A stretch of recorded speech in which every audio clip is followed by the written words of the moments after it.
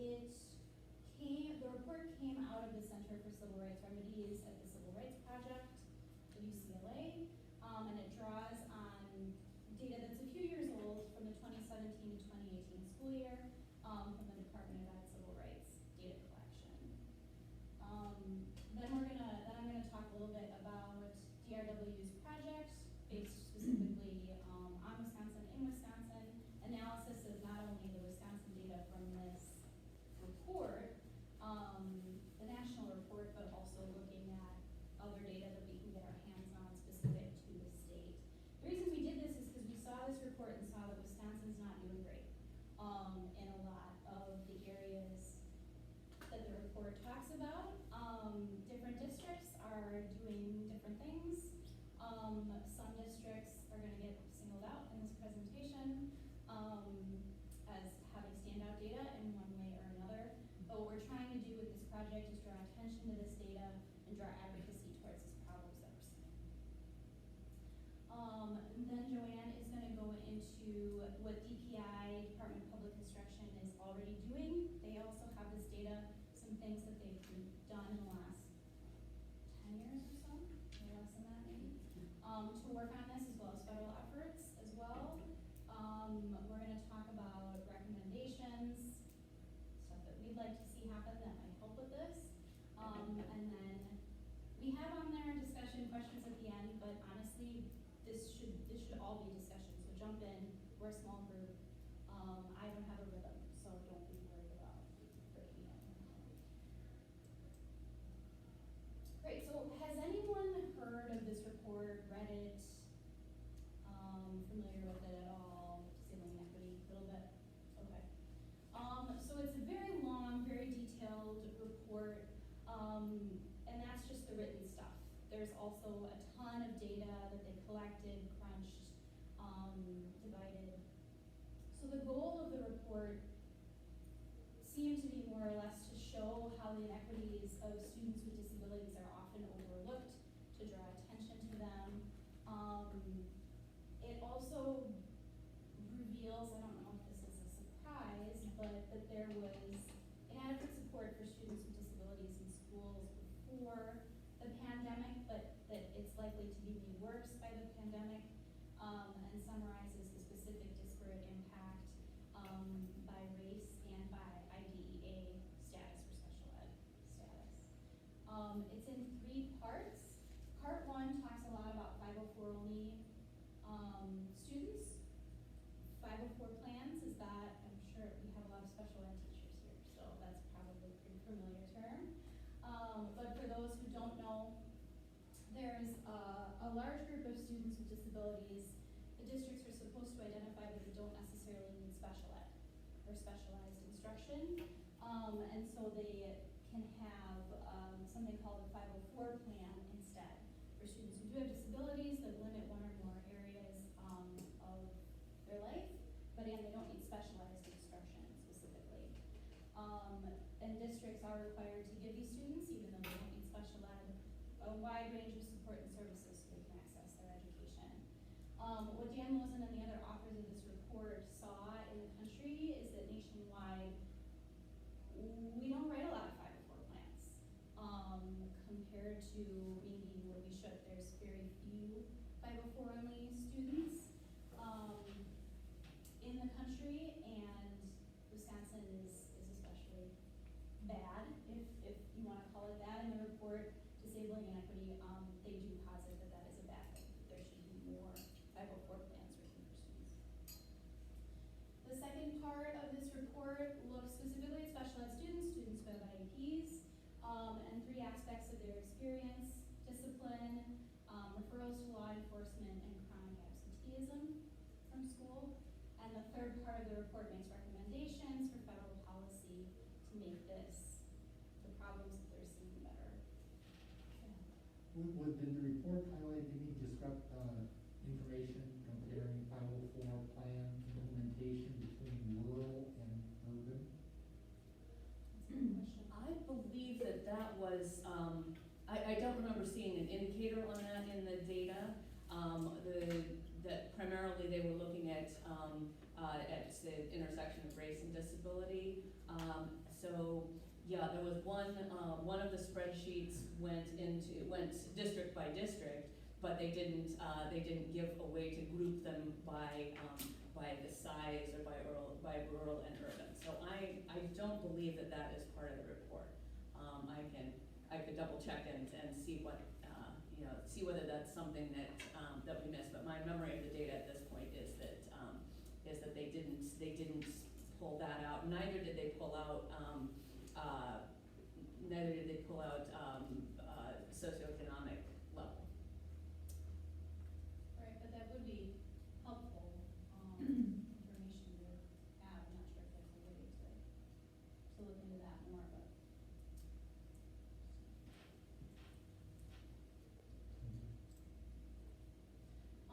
So I'm not gonna read, these departments out loud word for word, because I'm gonna stumble over them and embarrass myself, but this is, these are the sources of data that the report drew on.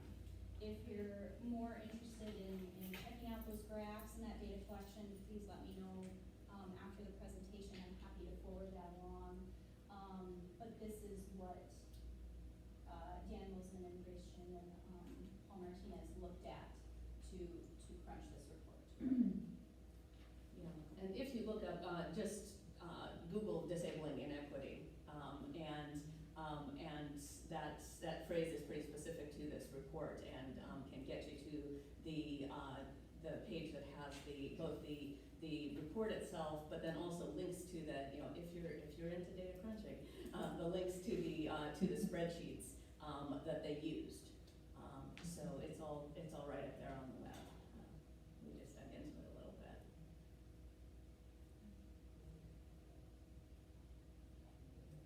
But yeah, the bulk of the data is the civil rights data collection. They've got a lot of good stuff. Right. And the report came out, so the report just dates to March of this year, so it's a fairly recent compilation. So starting to dig into Wisconsin's data specifically, looking first at just the rates of students in Wisconsin schools who are identified as having disabilities, IEPs, needing special ed versus a 504 plan. Like I said, Wisconsin is especially low on 504 plan only identification, 48th in the US, about 1% of Wisconsin students just have 504 plans. We're about the middle of the country for special ed identification at 14.1%, 20th in the US, just into the upper half. We are the highest in the country for the percentage of Black students that we identify as needing IEPs, at 22.2%, just over 1 in 5 of our Black students are identified as needing special ed.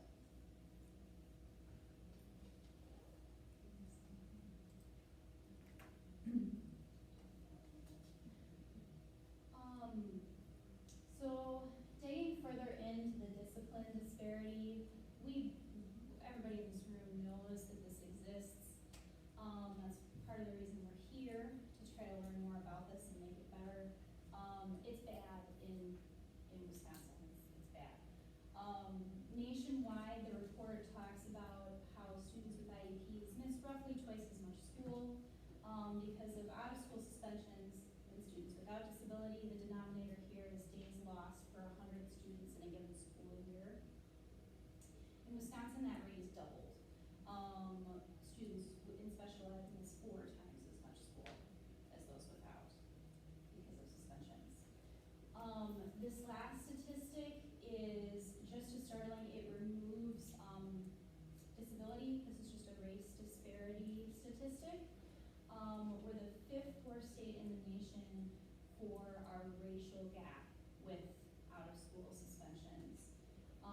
We suspend in Wisconsin our Black students more than 10 times more than our white students, or for 10 times more days. We also suspend our Native American students disproportionately, at 31 days per 100 students, whereas white students only 8 days per 100 students. Jump in a little bit? Yeah, and just the days lost per 100 students sort of factor of this, it took me a little while to get my head around, in terms of what it does, putting it into that framework is that it helps, it makes it comparable across the size of district or whatever. And it's days lost per 100 students in that population. So students with IEPs, we're talking about days lost per 100 students with IEPs. So we're talking about that category. And so when we, now what I'm not quite sure why they don't do the intersection on this one, why they didn't have the racial data and the IEP data intersected on this, but they didn't, and so that's why we've pulled that out separately. But you can guess that when you look at Native American students with IEPs with suspensions, okay, we're going to land much more than the 31 days. When we look at Black students with IEPs, how many days per 100 students, it's going to be a lot more than that. We just don't know how much. Is this across the entire age range of students? Yes. Yes, this is across this, didn't break down by age. I was just gonna say with some of the breakdowns, the way that the data are structured is that it's at the school level and the grade level. And so grade levels sometimes get a little messy with special ed pending. But also some of the intersections can't be done because they're mutually exclusive counts, and you don't know how many students are intersecting. So you don't know how many, they give you gender and race, but you don't, and gender and special ed, and race and special ed, but you don't know, like, that with socioeconomic status or what grade level and things like that. It's really funky in the data. So that's part of the reason why. Yeah, and since you know more about the data, am I right about not having the rural and urban markers in the? They do have rural and urban at the school level. At the school level. But they just don't have that in the report. Yeah, okay. But you can definitely do that analysis in the report, because the schools have the rural and urban marker on the school. Okay. So you can do it at the school level, you don't, but a school that has some kids from towns and some kids from rural, you wanna be able to distinguish among the kids, but you'd be able to distinguish what the school is identified as. Okay, so, and so I guess the likely thing here is that for this particular report, Right. And the spreadsheets that they crunched from the CRDC data, they didn't pull that down into their analysis. Right. I like that they were trying to talk about kids, and so when you talk about kids, you're like, well, you're not quite sure if they're, because we all, especially Wisconsin, like, we know there can be a district where it's like some kids are coming from the city, some are coming from a town, some are rural, so it's like, it's kind of weird that all the kids count in high school or something, so. Yeah, I'm lucky to have a data expert. I have done this. Yep. I think I saw it back, from the back. Sorry, you're right on the same line. Yeah, So- I know, I keep We'll get I'm to just this. gonna move this a little No, bit. you're good, you're good. Because I wanted to before, I was like, this is real rude, we're good. No, I was just gonna say, I have a 15-year-old in high school now, and he's been struggling since the age of 2.5, and so we've been in the school district. I'm from Madison, and it's appalling how, there's not enough resources, there's not enough staff, there's not enough wraparound services, and when my son was in middle school, he was bullied a lot. He's a person that reacts really big when something happens, and he's not a slip or slide person, so kids will say stuff to antagonize him, and he would react, and he was suspended 3 times, and I appealed all 3 times, and I got 2 of them turned over because I had the documentation, I had the binders, the paperwork, the med changes, everything when I would talk. So, that's one thing that somebody had told me: make sure you have enough documentation of what you have for the child, and make sure that you appeal every single one, because you might have enough information for them to just reverse that, decision and not have them be suspended. Right, so, it's good that it would only have shown up in the data for the one suspension out of that, out of that set. Yeah. Yeah. Yes. Del, you. Yeah, has there been a breakdown in the report of how students with identified with disabilities who will be eligible for long-term county-supported programming after they wide majority of students who will not be eligible for long-term county supported services. Is that breakdown in there, or is it just all generic kids with IEP? Because it's a very different PTP discussion, Right. very different Yeah. PTP discussion. Right, and since since things are different state to state, Yeah? this report did not go into that level on, and did not make the connection, or lack of connection, from education and IEP to any county support or other long-term support. So, yeah, that would be a different study. But it's a great question. That's we'd have to dig into that a little bit to just see if data like that is out there, and where that might be, because when data spans two different systems like that, the systems don't necessarily talk to each other. Well, as you know, I mean, you're aware of that. Yeah, and I would have to look up on the federal indicators. I don't know if there's one of the indicators that would track that to any extent. I mean, there's some tracking around, what happens, what do students do in terms of jobs, communities, what the transition tracker, basically, the transition indicator. But I don't know off the top, I'm seeing a head shake, Yeah, that's I mean, not part I of think the that. closest you Because could it's do is if it federal. was ungraded, if they were not in a grade, because lots of times kids that are gonna have lifelong services will be not ungraded. They're not in grade 10, they're just in ungraded, but that's only a select, but I don't, That's not in it doesn't have, Wisconsin. it's Wisconsin, right, yeah. yeah, it's just a small portion, because they don't have the severity of the disability in the study, so, yeah. Hold on a second, just a second. So, the reason that we're especially concerned about this at DRW, the project we're doing, is not only that the discipline disparity contributes to things like the school to prison pipeline, but also because these students are missing school, missing a lot of days of school, and that widens the educational gaps that are already there with students with disabilities, which we're worried about.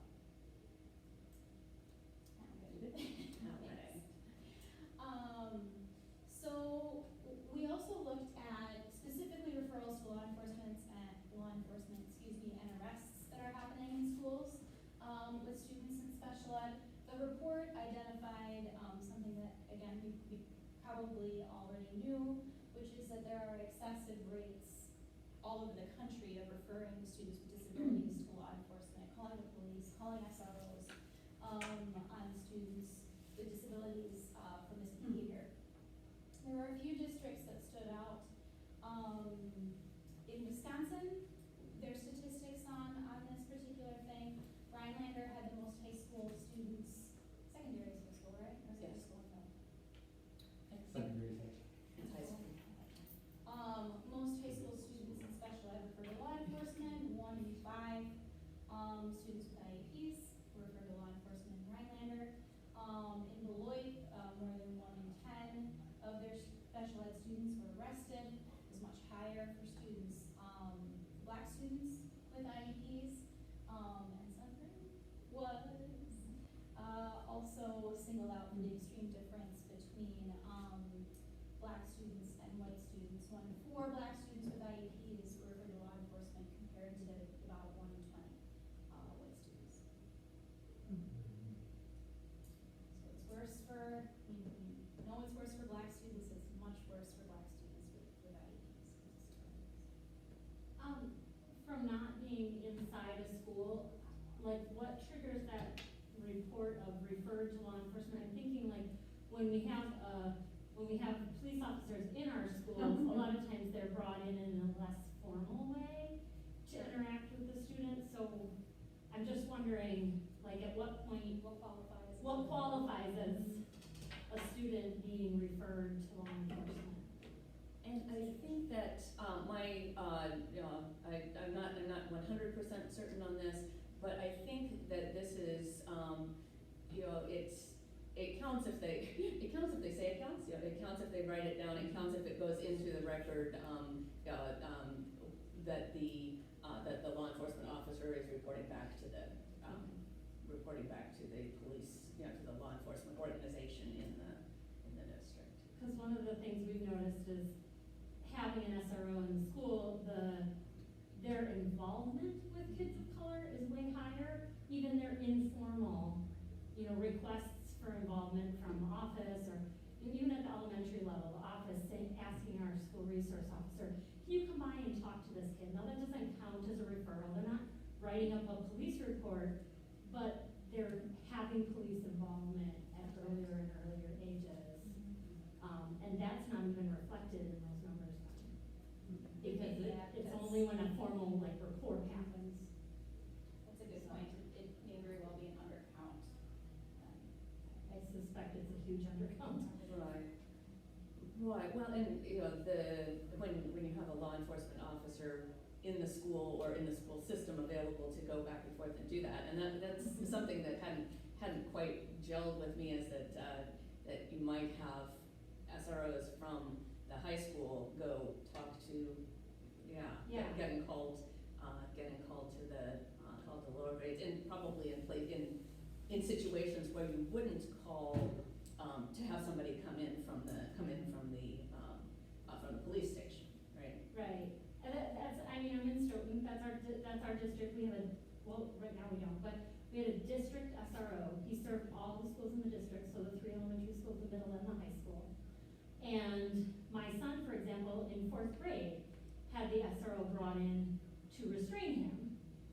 No report, I mean, it didn't count as police contact, but my thing was, that's not, you know, that's not what's written in his IEP crisis plan. In fact, I have requested ahead of time that there be no SRO contact. They wanted to build that into his IEP to help with discipline, to have him have like weekly meetings with the police officer, and I was like, nope, my black son is not gonna have that built into his IEP. So, you know, but yet they called in the SRO to help restrain him when he was having behavioral episodes, you know, which for a 9 or 10-year-old black student, that was terrifying to him, and sets up a lifelong trajectory as, but that kind of thing was routinely done in our elementary schools until we discontinued it, took a pause because of COVID on our SRO contract. So now we're trying to reconfigure our SRO contract so that things like that don't happen.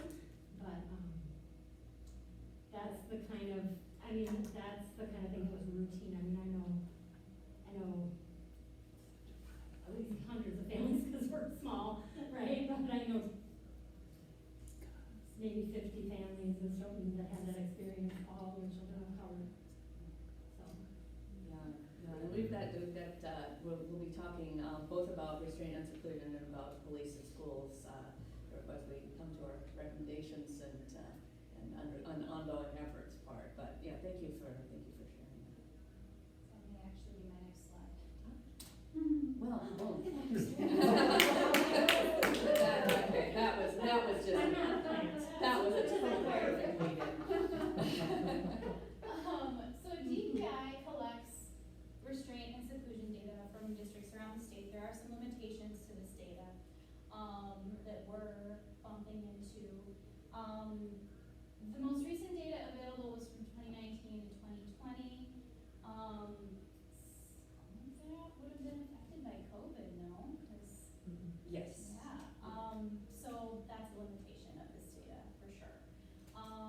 But what we saw in that data is 81% of restraint incidents and 81% of seclusion incidents, sometimes separate, not always. I guess first I'll take a step back and ask whether restraint and seclusion are terms that are familiar, or I can go into those further if not. I see nods sort of all the way across. They're not discipline, they're not meant to be used for discipline, but we often see them being used that way. It's a frequent call to DRW kind of call to us. Most of them, vast majority, 8 and 10, involve students with disabilities. Schools are required required to report, I think this is a new requirement in the updated law, schools have to report, all of them, even when they're not students with disabilities. And they have to, there's some other new ads. Parents have to get a written report. Prone restraint is prohibited face down on the ground. Gotta have a meeting after the second incident in the same school year.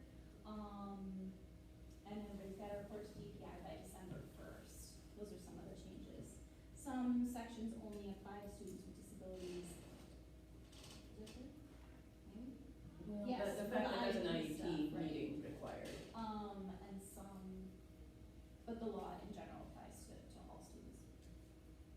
The update in 2020, it was actually signed into law just days before the COVID shutdown.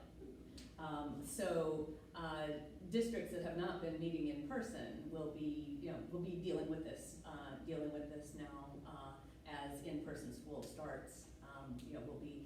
We'll be faced with the new requirements of the law. One of the things that speaks to your point about restraint by law enforcement officials.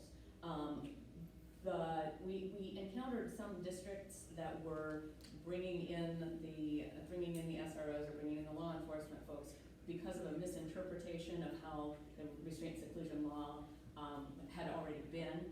That districts thought that if they had law enforcement officers do the restraint, then they didn't have to count it. That wasn't exactly true, but it also, we could see where the confusion came in because law enforcement officials aren't bound by a number of the other parts of the law. Because they can use handcuffs, because they have a different chain of command, various becauses.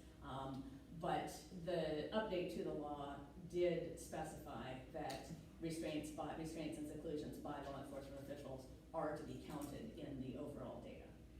Now we didn't succeed in getting a breakout of restraint and seclusion by law enforcement officials, but they are now explicitly to be included in the data, and the data being reported to DPI as well as to just the school boards. So the first iteration of the law just reported the data to the school boards, and then it was very hard to get it involved 424 open records requests by Disability Rights Wisconsin to try to aggregate that data.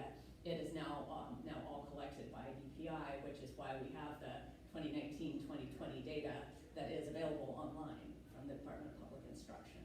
Now it was a strange year, and this next year, of course, the 2020 to 2021 year was even stranger.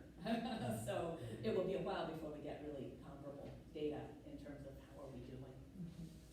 Yes. Sorry, Oh, no, I'm just please. taking over your part. I'm sorry. Some of the numbers were weird, like there was one district that I think we crunched the numbers and they said they restrained 103% of their students with disabilities. No, that's totally doable. I believe it. And you wanna know why? Because I did this with, sorry, this is super doable. This was actually my master's thesis for something from Milwaukee. Because the number of kids that you're counting in the denominator is how many kids are in the school, but the number of kids that come through the school between cycling in and out and mobility is greater than the denominator. Because like, when I used to work at an alternative middle school and our suspension rates were like 160%. It was like, well, the 100 kids that started at the beginning of the year, only 20 of them were the same kids at the end of the year, so we had so many kids cycle through. But the denominator is always the school size. Gotcha. So that's how you get these wacky numbers. Fantastic. Yeah. Well, that is super. I had to explain it to my master's committee. They're like, this doesn't make sense. Like, it totally makes sense. So yeah, that's Oh, wonderful. Well, we'll have to, we can bring that specifically to the district where we saw that. Yeah. It was not a Milwaukee, it was not a district where that probably was the issue. It's Yeah. probably a misreporting, but it is very helpful to know that it's can happen. possible. Definitely possible. Oh my. Yeah. Yeah, interesting. Yeah. Well, some numbers like that, some that were just super low didn't really make sense. So DRW is doing its own follow-up with these districts just to sort of get a sense of what that's about, as well as following up with districts where the numbers are especially high. Cedarburg stood out on restraint, not nationwide, statewide, about 2% of students in schools with disabilities are restrained or secluded. Cedarburg, restraint was at 5 times that rate, or did in the year that was looked at, and Siren secluded at 5 times that rate as well. So we're following up with them, saying, hey, be aware of this, what's going on, to work on that.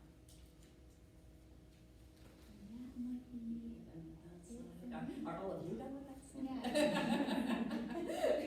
No, this is great. I'm glad that we're doing some back and forth here. So can I just ask a question now? So, I said we were done. Psych. So from a school district point of view, from a board point of view, if we were to ask our district, we wanna see your restraint and seclusion numbers, and we want you to break it down by students with IEPs and by race, they should be collecting the data in that way to report to DPI anyway, so they Okay. because we often get, well, we don't collect the data that way, we can't show you any data whenever, as a board, when we ask for this type of data, we're often told, oh, we don't keep track of it that way because we don't have to report it that way, so we can't give you those numbers. Right. No, they are correct under Wisconsin law. By disability, yes. Disability or not disability. Okay. So that's a binary. They don't break it down by disability category, and the data does not break down by race Okay. in Wisconsin. So, but we should be able to see restraint, seclusion, disability, no disability. Yes. Okay. And that is a report that you as a school board should be automatically getting once a year. And they're also required to collect it by building, by school. And so that shows up, that shows up in the numbers online for DPI as well. I was gonna say, come on in, you're coming on in with the camera. Come on in anyway. Yes.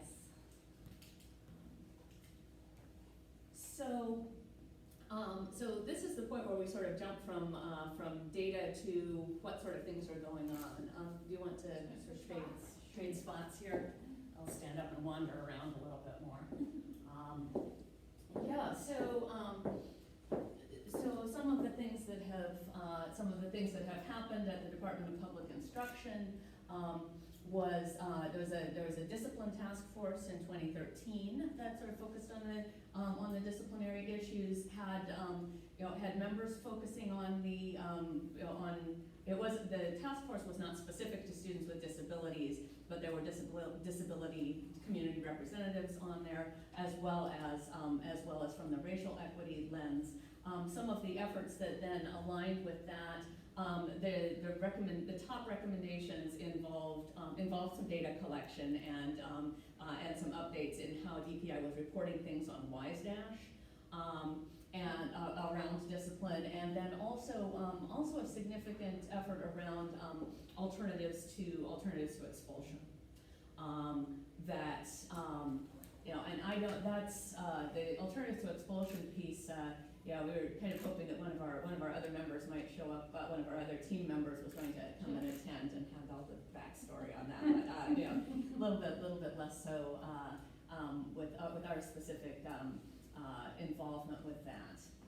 But at any rate, so that was a piece that was going on at DPI.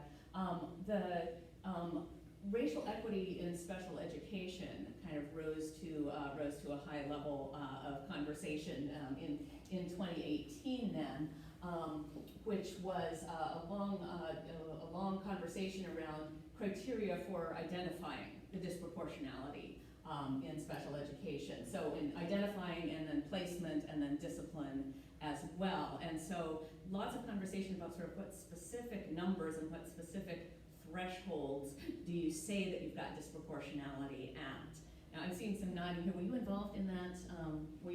Conversation? No, I just know that the conversations are going on. And I'm nodding my head because it's about this idea of what racism is baked in policies that is reproducing the racist outcomes? Because like, what are the assumptions going in about what these thresholds mean that reproduce racist? Right, yeah, and then where do you flag? You know, where do you say, okay, it's too much, we're too far apart here, we really need to, we really need to do something in this district, we need to really do something at this school. And yeah, I was not part of that conversation at the time. We did have somebody from Disability Rights Wisconsin who was giving some input there. But yeah, so however, one thing, I am not sure whether there's been a whole lot of, then follow through on, who does the identifying, or is this just a tool to use within your own district? There's not a lot of information publicly, easily available on the DPI website about, and we followed up and we, we identified that there were some issues here at these districts or anything like that. So, so there's, there are numerical tools out there for sort of flagging the disproportionality, but that's, it's not entirely clear how much, how much that has actually impacted things in the couple of years since then. The State Superintendent Equity Stakeholder Council is an effort that's been, it's an effort that's been underway since, let's see, I want to say that's another sort of 2018. This group was Tony Evers and Carolyn Stanford Taylor were, this was a major focus for them, and the group initially took on, was looking through the lens of social emotional learning as a way to get at equity issues. And so they put together a report and recommendations through the social emotional lens, which and that report, that initial go around didn't deal much with disability separately, which was kind of interesting. I mean, it was racial equity was kind of where the the thought that if you do social emotional learning well, that will be a helpful thing. The council has continued to meet. Disability Rights Wisconsin has representation on it. Heather Wagornon from head of director of WPEN is on that council. And my understanding is that they are on the verge of a report. I know they've had Dan Lozen, who was on this, who was the lead author on Disabling Inequity, has consulted with them with the Wisconsin data. And the birthing of this report kind of then happened just as we then had a transition in state superintendent leadership. I know that Dr. Underly has expressed great interest and passion for equity issues. We're assuming that the council will continue, but I don't think there has been an announcement yet, and that announcement may happen simultaneously with this next report. So that's a stay tuned. I don't even know if it's here, but it keeps on. It's okay. Telling me my thoughts. It's about referrals to special education and those who are getting those services. And in the back of my mind with these dates, I wonder, and with the 504 statistics you had, I'm wondering if there's been any kind of parallel discussion with RTI being implemented. Because of the notion of you have to have information in order to support a referral. So how does that fit into this? RTI? The response to intervention. Response to intervention. Right, and You response to have to have that data. You have to have data to get the referral. Before you just had to have that feel. Well, the response to intervention actually focuses. It's most baked into the cake when you're talking about specific learning disability. Yes, yeah. Right. So so that's one set of the disabilities. Help me out where we're going with this. Well, no, I just didn't. Just how does this connect with? If there were things tried with students of color to help get them connected with their education, that would short circuit a referral to special education that would cause these disproportionate numbers. Right, Because and we have- I think that, one piece of response to intervention was that that was the effort to, if we intervened properly without going to special education, would we do better? Which is related somewhat to 504 funds. too. That's true. That's a good point.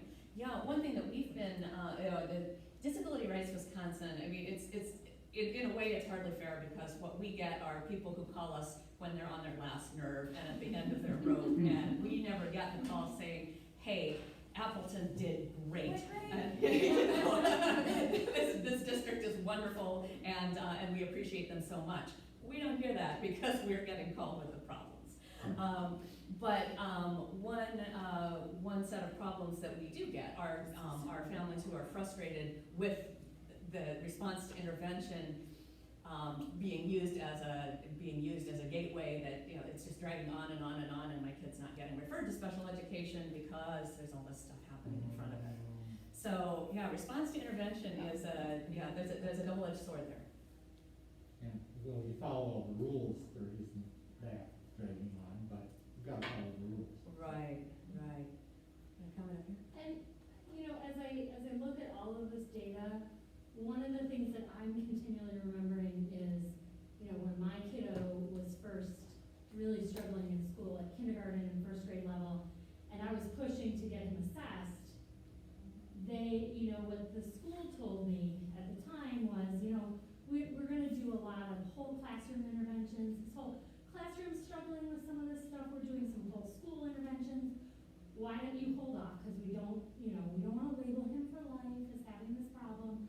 And what I was told behind the scenes by an educator is they're very hesitant to put a kid of color on a 504 or an IEP because the school in the past had been dinged for almost all of their we have very low numbers. Like in that elementary school, I would say there's probably, we have 400 kids, maybe max 20 kids, 25 kids.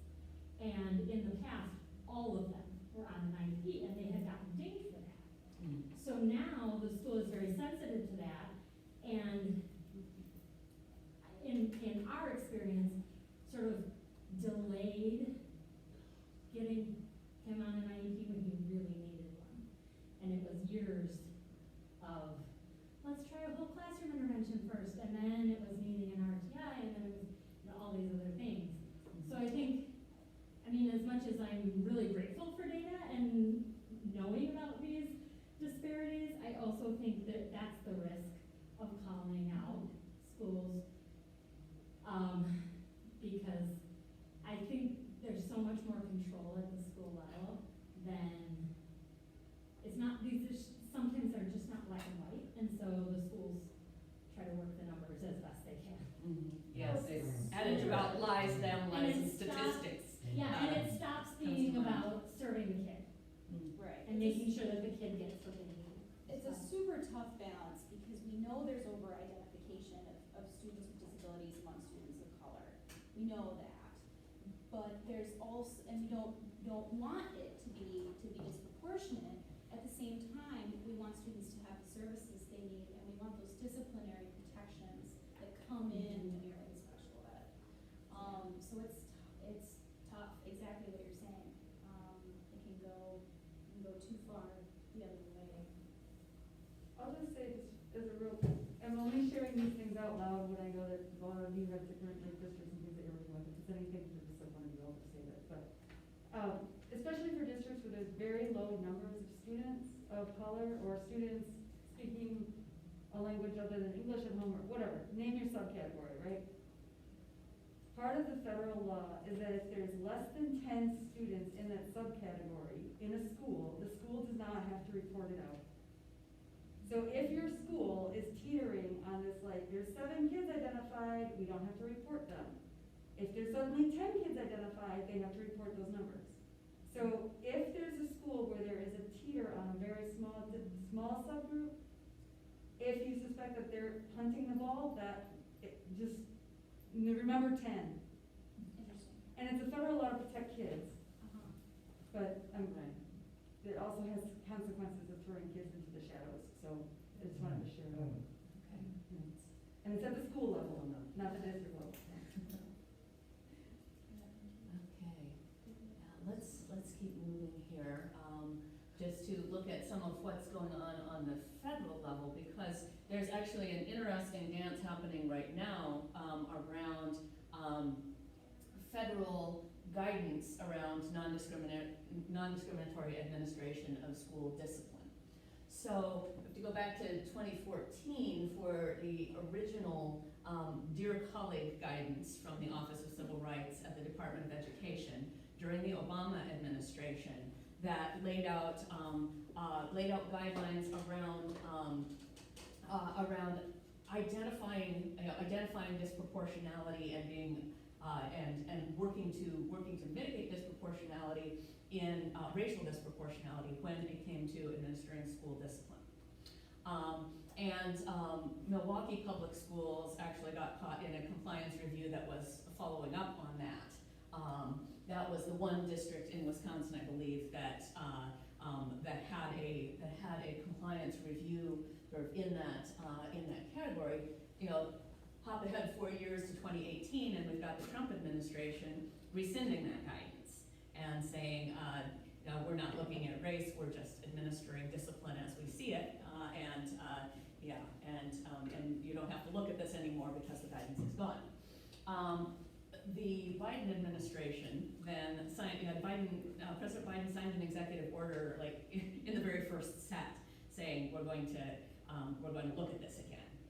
And that look at it again, the request for comment, actually just a week ago, last Friday, was the deadline for submitting comments. The NDRN, the umbrella organization of disability rights, Wisconsin, Tennessee, whatever, submitted a long set of comments. One of the biggest comments there was the fact that the original guidance was race was the category that it focused on, and the request to add disability, that this should look at disability as well. But the scope of what they were asking for comment on was quite broad and went all the way down, went to threat assessment and police involvement in schools, as well as suspension, expulsion, kinds of issues. So that's a stay tuned. They've got all of their comments now, and we'll see what form, because I mean it's quite clear that there's going to be another guidance coming out from OCR on non-discriminatory administration of school discipline. But what form that takes will depend on what they've received and what the folks who are pulling that together will do. The other federal effort I wanted to highlight here on restraint and seclusion is the Keeping All Students Safe Act. So right now there is no federal level restraint seclusion law. It is all up to the states. And Wisconsin's state law on restraint and seclusion in public schools actually grew out of the same, sort of pushed forward by the same report that initially put forward the Keeping All Students Safe Act. So there was in 2009, there was a Government Accountability Office, a GAO report about the dangers of restraint and seclusion, and the overuse and the deaths and just and how restraint and seclusion was being used as discipline and was unregulated, and we didn't know how much of it was happening. And so federal level restraint and seclusion in public schools, a bill was put forth in 2009. It actually passed the House in 2010 with mostly Democratic support, but 24 Republican Congress people as well. And then it died in the Senate. And every 2 years afterwards, it's been introduced again, and it has not even come to a vote since. So in Wisconsin, Wisconsin, we succeeded in putting guidance, we put in law in place in 2012.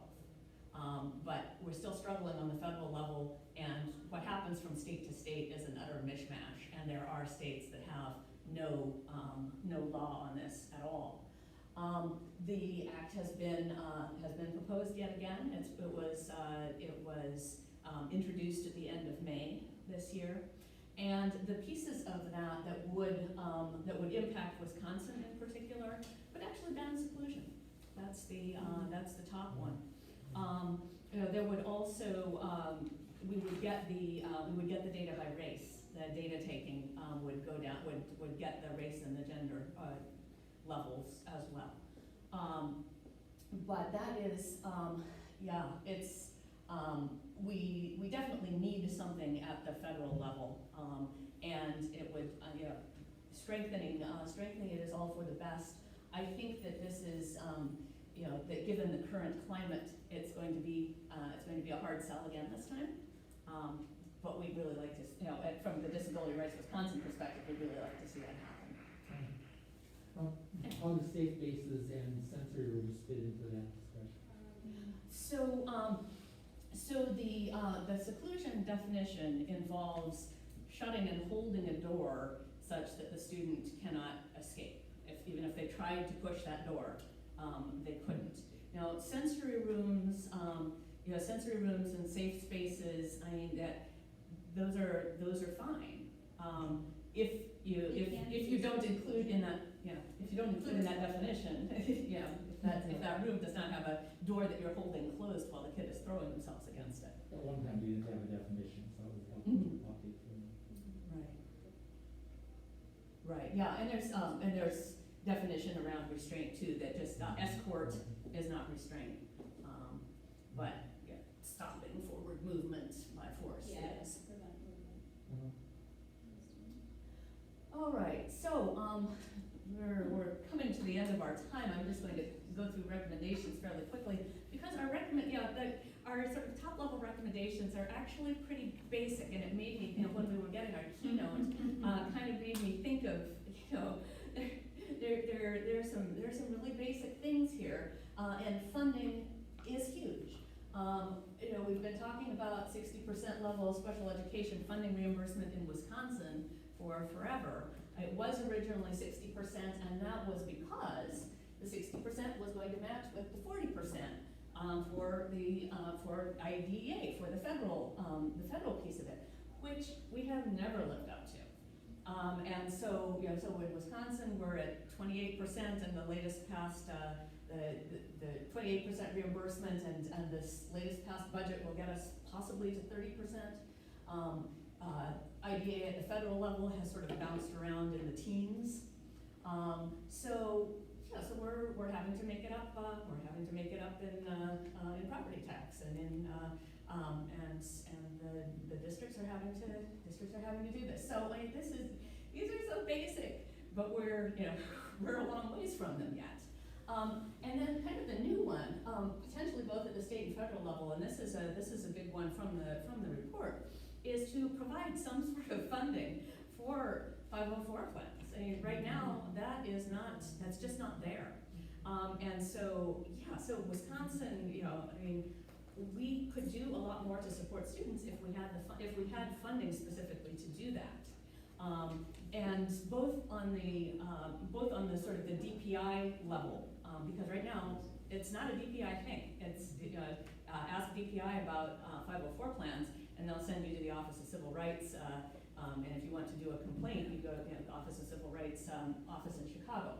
So this is, I think this is a relatively new idea, and kind of a big idea, and I've not actually heard it in the conversation, but it needs to be in the conversation. So this is a new piece that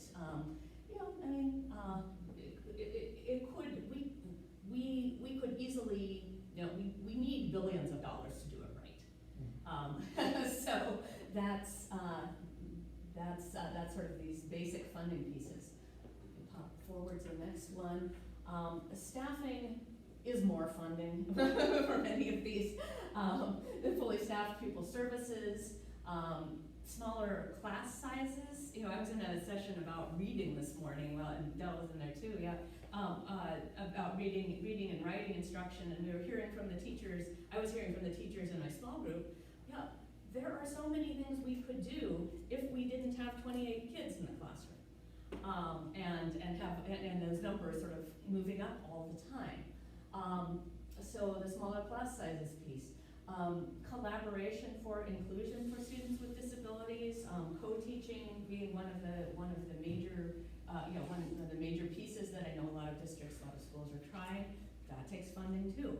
And then the last one, about law enforcement staff, SROs. Disability Rights Wisconsin has a position statement now saying that law enforcement staff do not belong stationed in schools.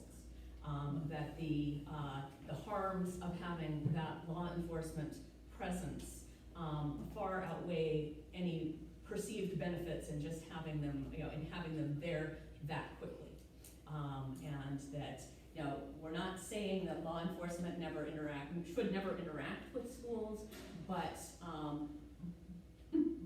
we have, we have law enforcement. Yeah, we have law enforcement organizations in every town that that can send. So we could do an entire presentation on law Is enforcement that staff. position statement on your website? Like, where do they find that? It should be. If it's not, let's trade cards, and I'll send you a link specifically. Recommendations around data. Right now, we manifestation determinations.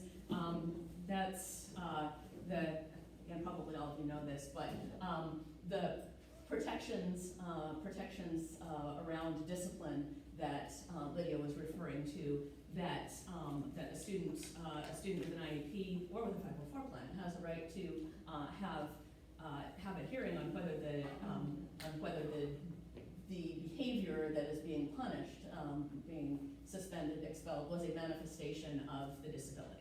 And if so, if it's just their disability, then that punishment becomes inappropriate. We don't have any data on that. We don't know how many hearings are happening. We don't know the outcomes of those hearings. So that's a missing piece. Referrals to law enforcement. There's not good data on what happens after a student is referred to law enforcement, and the definition of the school to prison pipeline would be, we would have more places to know to intervene if we knew what was happening, if we knew what was happening to students. I'd already mentioned race and gender and restraint and seclusion, and then the missing data around 504 plans, not being collected and followed in Wisconsin. The 504 plans do have to obviously be reported to the Civil Rights Data Collection, but we're not tracking that, and we're not tracking that in Wisconsin. And and also then 504 kids as a subgroup across all of these other things. So as a subgroup across discipline, across graduation, across all these other places, all the other data. We're not doing any of that, and that could be really helpful.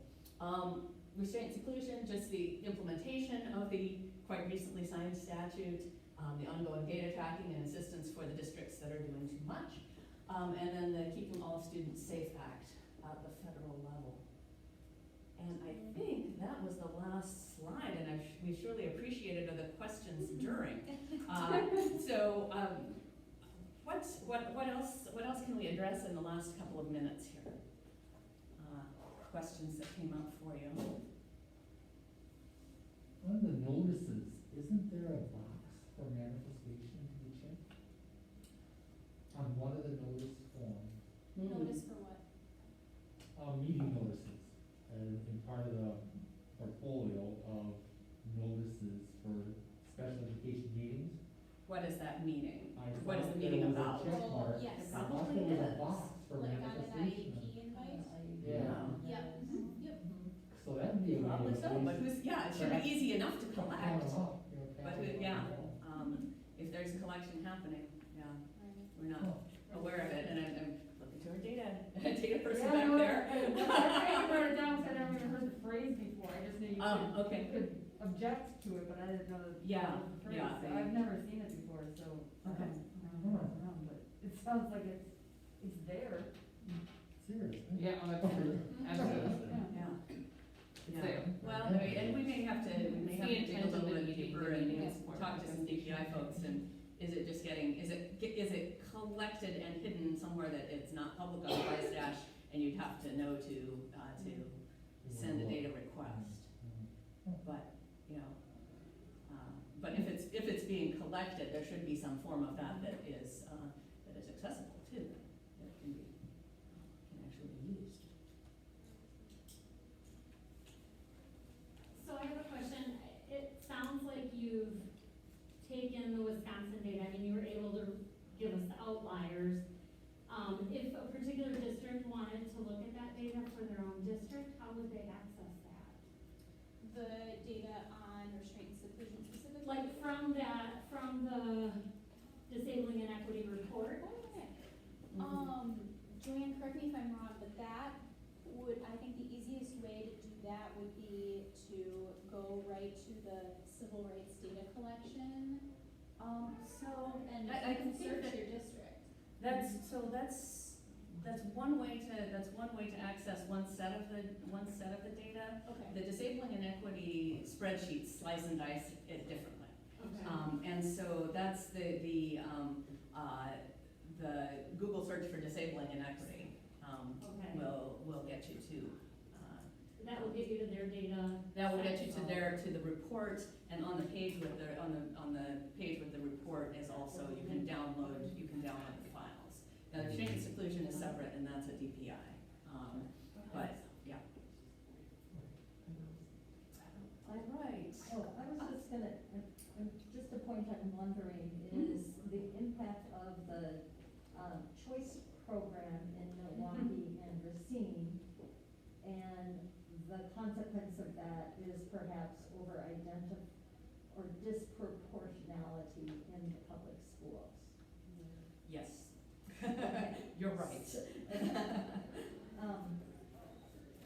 I guess that's just the point I wanted to make, and are we seeing that the private schools, the voucher schools, are reporting similar types of data, or You don't have to report. they're maybe not even suspending, they're just dismissing? If you take any federal funds, so if you're a public charter school, you have to report to the civil rights data set. The only ones who are excluded are like the Catholic high schools that take no Right, federal that's- funds. Those schools are excluded from it, but a lot of the Milwaukee and Racine choice and charter schools that may recommend that this might not be the best school for your kid with this disability and sends them back into those charter schools are in the data set. So you can see in those schools, because they're listed separately, so they're not a district, so it's just per school. Yeah. You can see that their IEP numbers and just the number of students identified with special ed needs are like 3%. So then you can see, and then the high school next door that's public has 25% because there's been a regular ed flight out of the traditional public schools because there's no services for the special ed kids outside of public schools. And in my opinion, intentionally, not Oh, the yeah. services that are needed. Yeah, it's just like we highly recommend you go to a regular middle school, like when you're in a K-8, it's the informal recommendation. Yes. We did manage to, in the restraint seclusion data, we managed to include, students with special needs vouchers.